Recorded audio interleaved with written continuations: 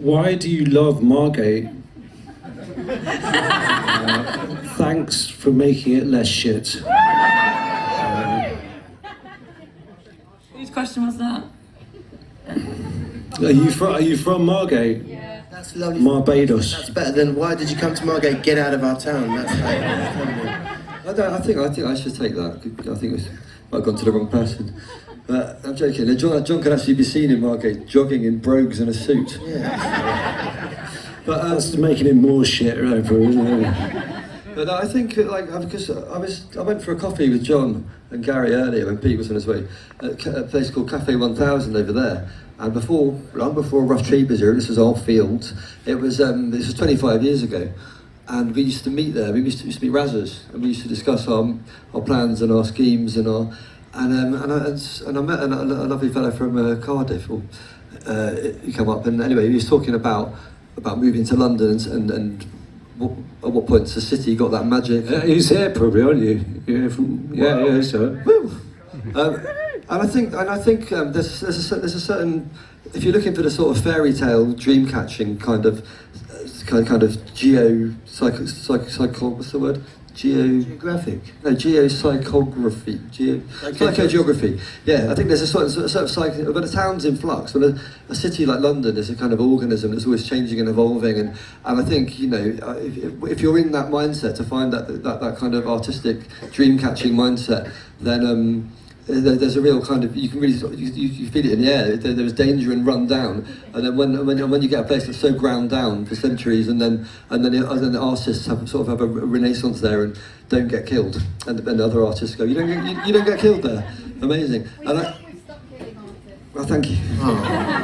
And anyway, so there's just something. There was something in the. I think Margate, when we first went down there, was in a state of flux, which I think it still is. And there was a kind of anything's possible feeling. You know, people you could buy a hotel for something you could never do here unless you had a corporation backing you, and do mental shit like we kind of did, and make your own studio. And look, this is what this area was like in 2000. God, I sound fucking old, man. But yeah, that's how it was anyway. Thank you for Margate. No, we love it. Who was the first to move there? Did you discover Margate, or was it? I think I moved there. Well, you found the hotel and set it up, but we've made a few ventures back and forth over the years. Well, you used to live there. Got some close friends who lived there. I did live there. But after the hotel was sort of established, before it was done up, before the studio, I was sort of groundskeeper for a bit, Right. Caretaker. What? So you did a great job. Thank you.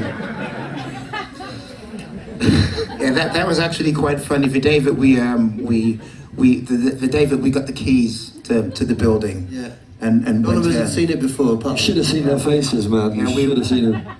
Yeah, we all met, waiting for Peter to arrive because he was coming in from France, and we waited at the front door, and then Peter turned up in a vehicle, and opened up the door, and he had his driver Manu with him. And he literally had all of his shit with him. Peter wasn't coming to have a look at the building as the rest of us were. Peter was moving in. Peter was literally just like, nice seeing you guys, and went straight in. Home. He was in. I think he was the first to move in. I talked to the lads so much to get them to do it and to agree that I think I talked to. They're expecting like the Grand Budapest Hotel on a big fucking on a hill, on a cliff or something. And then there was a terrace, and then there's a moment we filmed it where everyone in Cliftonville, and there's a moment when everyone holds the key and turns it for the first time together, and their faces like, oh. It was actually really funny because we went to the top of the building, and Carl was doing his best job ever, Trying to imagine how it could be. Trying to imagine how beautiful it was going to be. How just like his imagination was just kind of, he was trying to win us over, and he did, because obviously the building is still down. We've all put our heart and souls as much as we could do into making it the what it is now. I'm there as much as I can do, recording bands, doing whatever, help kind of set the studio up, and so forth. We did our thing, and Carl and we were all upstairs in the top room, and Carl was there finishing off explaining the vision of the whole thing. And Peter had all of his stuff moved in, and Carl went, "What do you think?" And Peter just went, "It's a bit shit, really, isn't it?" But everything was, it's not like I've got an imagination. Everything was a lot narrower then. It seemed like a lot narrower, and like grimy, obviously, but you've done It's a lack of you've vision, done an isn't it? amazing job on it, you. my friend. I know Carl's done most of the sort of donkey work on things like, you know, the building and the structure and all that. The visionary work, I was thinking. So a round of applause for you two. For what, I've got a great question, Gary.